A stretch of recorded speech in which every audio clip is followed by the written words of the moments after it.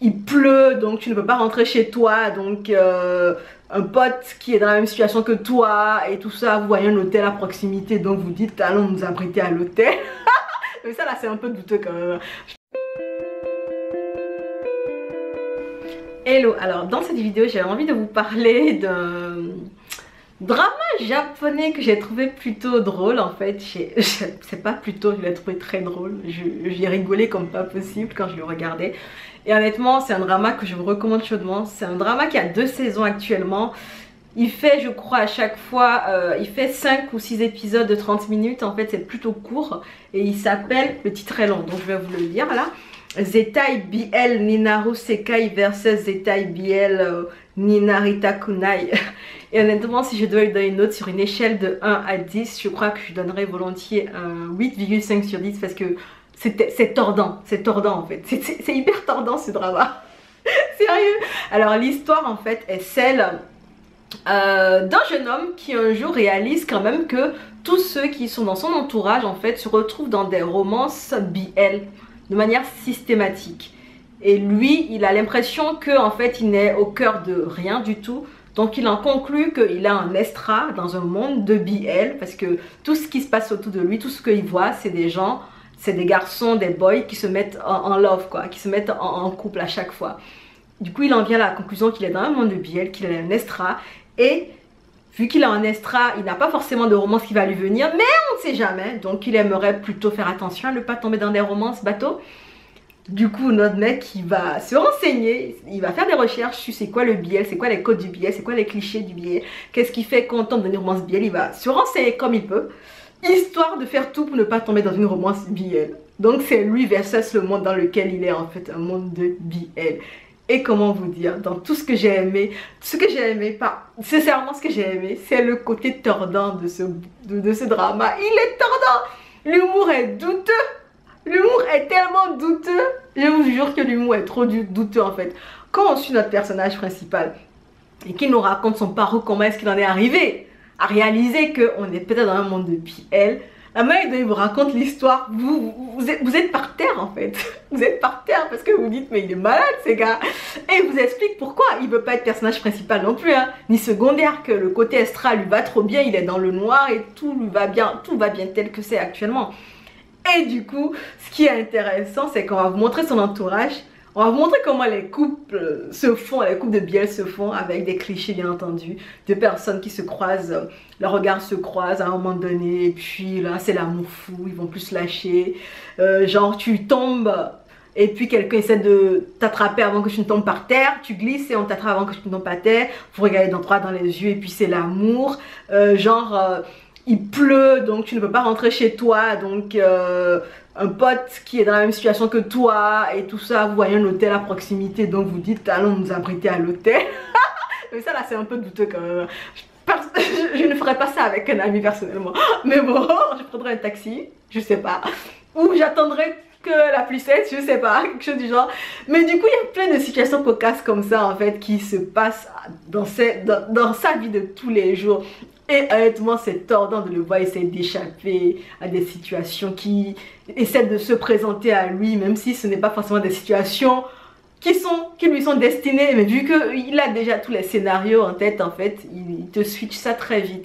Et j'ai adoré comment est-ce qu'on balançait les clichés du BL, les codes du BL en fait, et les codes hyper véridiques en fait du BL. Je te disais, bah oui, c'est comme ça qu'ils nous ont en fait. Mais oui, c'est comme ça que ça commence les romances BL. Bien oui, c'est comme ça qu'on les adore. Ben oui, c'est comme ça qu'on les trouve mignons et tout et tout. Et tout. C'est vraiment tordant. Et il n'est pas le seul à être tordant dans l'histoire parce que du coup, il a sa famille aussi qui est tordante. Il a son frère qui va se retrouver peut-être dans une romance BL. Enfin, il y a plein de trucs qui se passent autour de lui. Et tant que ça ne se passe pas dans sa vie à lui, c'est-à-dire que tant qu'il n'est pas le premier concerné, il s'en fout.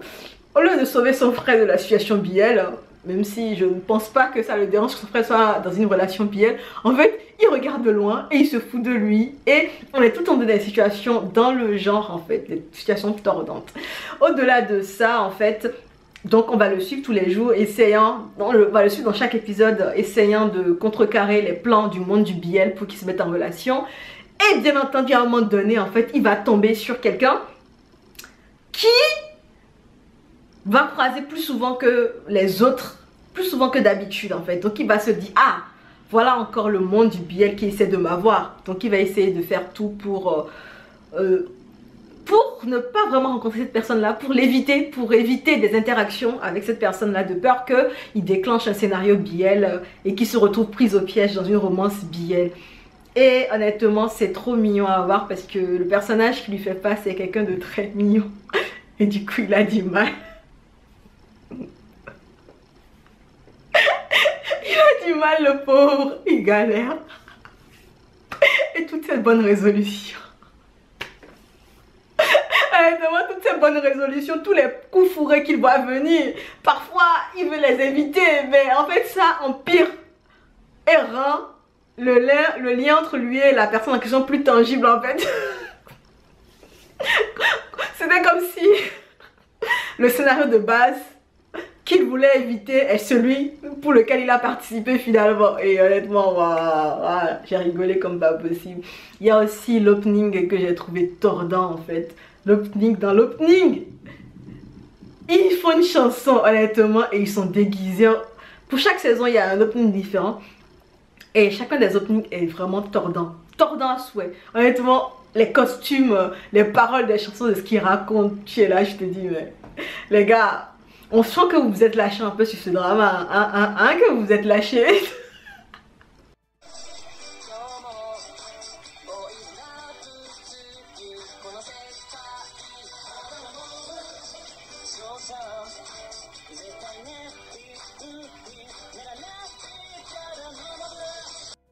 Honnêtement, j'ai hâte qu'ils fassent une saison 3. J'aimerais qu'ils en fassent une saison 3 parce que l'histoire, au point où on en est dans la fin de la saison 2, en fait, on est vraiment sur... C'est pas vraiment une fin, c'est comme quelque chose d'ouvert en fait. On sait pas ce qui va se passer. Mais on est toujours sur le fait que... Ah, est-ce qu'il va tomber dans le piège du BL en fait? Est-ce qu'il va se laisser happer par ce milieu-là? Est-ce qu'il va se laisser avoir? Est-ce qu'il va tomber dans le panneau? On se pose la question. Et on voit à côté de lui plein de personnes qui se mettent en relation BL. Grâce à lui parfois parce qu'il évite. Et du coup quelqu'un d'autre se retrouve à prendre en fait le scénario et puis à se retrouver dans le scénario BL. C'est vraiment tordant ce drama et je vous le recommande très chaudement. Très chaudement d'ailleurs parce que honnêtement quand je regardais, chaque épisode que je regardais j'étais là en mode mais je suis morte de rire les gars, morte de rire. Bref, je vais arrêter de faire attel à coup de ce truc. Et bah est-ce que j'ai eu des points négatifs dans ce drama? Personnellement j'en ai pas vu parce que c'est un drama qui est plutôt court en fait. Et quand tu remarques, enfin quand tu te concentres sur le côté où ils te font rigoler H24, où ils ont des vannes plutôt intéressantes, où ils ont des situations plutôt cocasses, des situations hilariques, très d'ailleurs, des situations où tu pleures aux larmes, en fait, où c'est que des situations comme ça qui s'enchaînent, bah, tu te dis que bah, le drama, en fait, il est plutôt bien dosé, en fait, il est bien dosé en humour de A à Z et il n'y a rien d'autre, en fait, à part l'humour. Il y a aussi un peu de romance, je crois, il y a un peu de romance parce que oui, il y a beaucoup de scénarios BL qui se déclenchent et aussi, il y a un scénario BL qui va peut-être se déclencher pour lui, donc il y a un peu de romance, mais il y a beaucoup de cynisme, beaucoup... de rigolade, beaucoup de coups fourrés, beaucoup de trucs, what the fuck. Et moi j'ai adoré, j'ai rien vu de négatif dans tout ce qui était proposé. Moi j'ai kiffé ma life et puis je vous recommande ce drama chaudement si vous aimez les dramas qui font rigoler, que vous aimez les dramas où on déconne dans la bonne humeur et que à la fin de la journée en fait on se pose et on kiffe sa life. En fait si vous aimez ce genre de drama, ce drama est fait pour vous honnêtement. Il n'est pas très long en plus, les 2 saisons sont excellentes. Bref, est-ce que vous l'avez regardé? Si vous ne l'avez pas regardé, est-ce que je vous ai donné envie de le regarder là en vous parlant du drama? Je pense que oui, hein. J'en ai tellement parlé en bien. Anyway, on se dit à bientôt dans une prochaine vidéo. En attendant, prenez soin de vous. Allez, ciao!